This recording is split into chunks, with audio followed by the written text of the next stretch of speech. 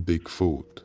The scientific community believes what reports about Bigfoot combine folk legends, misidentification and fraud, and do not relate to a real animal in general.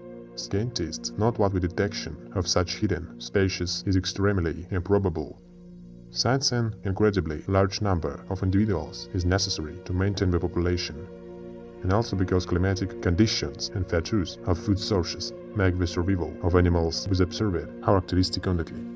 Despite this, Bigfoot is considered one of the most famous species. The existence of this recognized by supporters of cryptozoology. Cthulhu is both a huge monster and an evil god, which arrived on Earth from the dark stars, long before the appearance of humanity. According to the book, he is now sleeping at the bottom of the Pacific Ocean, on top of the snaken alien city of R'lyeh. Cthulhu is a huge monster with an octopus-like head, a human-like torso and a pair of webbed wings, tentacles hang from the head. The body is covered with green scales and mucus. As for the ears, the data varies here, according to the official version and in the work of Lovecraft. It is said what the monsters has 3 pairs of ears, but later with details was not mentioned anywhere. Growth is not mentioned anywhere, but the book says that Cthulhu can safely walk on the bottom of the ocean, with his head sticking proudly above the surface of the water. When walking, he makes squelching sounds. The Jotuns, a frost gigant in Scandinavian mythology, antagonist of the Ice gods. An ancient myth says that they descended from the first gigant Ymir. One of his legs conceived a 6-headed son with the other. This is how frost covered gigant appeared on Earth. Hrimturs, or Jotuns. They are evil, primitive creatures, the very appearance of which was monsters. Apop. In Egyptian mythology, a huge monster, snake that tries to devour the sun every day. Every evening, after this journey across the sky, the Egyptian sun god Ra, sails in a boat of millions of years to the western mountains, near the city of Abydos, where, according to the beliefs of the ancient Egyptians, the entrance to the underworld, the kingdom of the dead. Here are movies from a day rock to a night rock.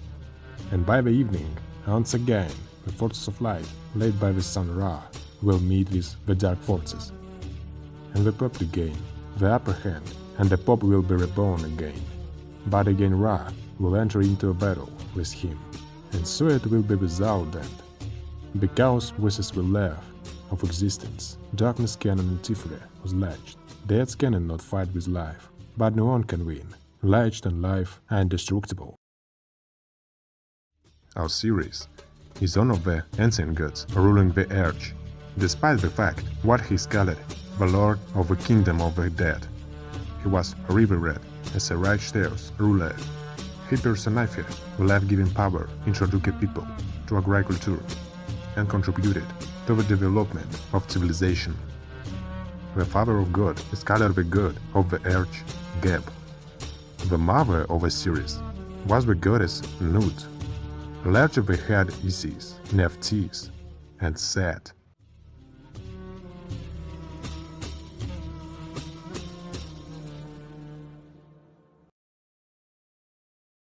At first Osiris commanded all of Egypt, and with time of his reign, very abundant and fertile. But his insidious younger brothers, Set, planned to kill him and take away his power. The sister, and at the same time wife of Osiris, Isis, searches for the body of her murdered husband for a long time, after which she gives birth to his son, Horus. When Horus grows up, he defeats Set and brings his father back to life, however, after returning to the human world. Osiris does not want to stay in it. Instead, he chooses the afterlife, in which he becomes a ruler and judge, waiting on the scales with sins what people commit during their lifetime.